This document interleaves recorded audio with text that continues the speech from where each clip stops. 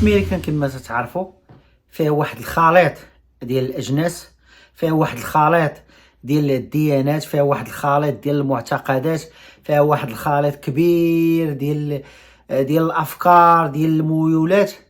هاد الخليط هذا كله الدوله هنا في ميريكان من خلال واحد السيستم معلوماتي وواحد السيستم بيروقراطي متناسق قدو انهم يخليو هاد الاجناس اللي مختلفين وهاد الافكار وهاد الديانات انهم يعيشوا في واحد الكره ارضيه وحده، يعيشوا بسلام، فهمتيني، والقانون تيحكم الكل.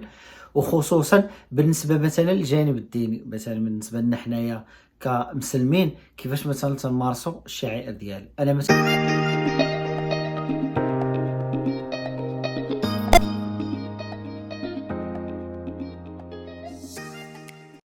من جيت لهنايا الميريكان هذاك العام الاول ديالي، وخصوصا هذيك الجامعه اللي كنت فيها ما كانش ما كاينه حتى شي جامع، ما كانش شي جامع.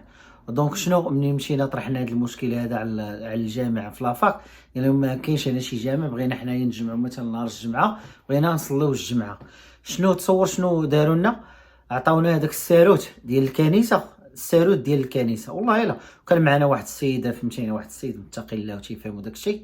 كنا تنمشيو تنصليو تما، تنديروا نهار الجمعه تنديروا الخطبه، تقريبا شي 20 واحد حنايا تنجمعوا نهار الجمعه، وتيطلع واحد السيد وتيدير الخطبه، تيجلس تيخطب علينا وداك الشيء، فهمتيني. وعادي ما كاينش المشكل، فهمتيني. تقدر تكون مثلا غادي مثلا في الزنقه، تيبان لك شي واحد مثلا طالق واحد الزربيه وتيصلي عادي. انا قلت لك دابا شحال وهاد الوقيته هادي حتى انا باش كنت مثلا كان عندي داك المحل ديال البيع والشراء، تنجبد الزربيه اللوحه تنصلي. تعرف ان هنا المسلمين عارفين بنادم راه مسلم فهمتيني تيسجد تيصلي. غير هو مثلا البلايص مثلا اللي ما تنصحش بنادم مثلا فهمتيني يصلي فيهم ولا هادي، بحال الشكل مثلا المطارات ولا داك الشيء، تتكون شويه واحد الحساسيه، فهمتيني، تيخاف باقا واحد الحساسيه شي شويه. اما مثلا في الاماكن العامه عندك مثلا الحق تصلي، فهمتيني. بالنسبه مثلا في المساجد ما كاينش مثلا التكبير، مثلا ما تيكبروش مثلا في المساجد داكشي. الجمعه تمشيو تنصليوها عادي، عادي تتصلي الجمعه بحال جالس في المغرب. الامام تيعطي الخطبه، والخطبه ديال هنايا دابا باش تكون مزيانه نهار الجمعه تيبقى فهمتيني تيبقى يحاور مثلا بعض الخطرات حتى المشاكل ديال الجاليه، المشاكل مثلا اللي تيعانيو منها الناس. يعني الخطبه تتكون مسايره مثلا المشاكل ديال هذيك المنطقه. هادشي باش مزيانه، في شي بلايص تمشي لهم هادشي باش مزيانه. تكون غادي في الزنقه مثلا، فهمتيني، تلبس. انا كنت بعض الخطرات تلبس هذاك اللباس ديالنا عادي، تلبس مثلا الفوقيه ولا هادي. غير هما في شي ولايات، فهمتيني، وفي شي مدن مثلا صغار اللي تكون فيهم الجاليه مثلا قليله، صعيب يتقبلوا هذه المساله هذه. داكشي علاش بنادم مثلا تنصحو مثلا اللي تيجي ديما من الاحسن تمشي مثلا لشي ولايه ولا شي مدينه اللي فيها شويه الجاليه المسلمه مثلا، حيت الناس ديال هذيك المدينه ولا ديال هذيك الولايه تيكونوا عارفين مثلا راه كاين واحد النوع ديال الناس مثلا، فهمتيني، تيصلي بواحد الشكل، تيلبسوا واحد الشكل.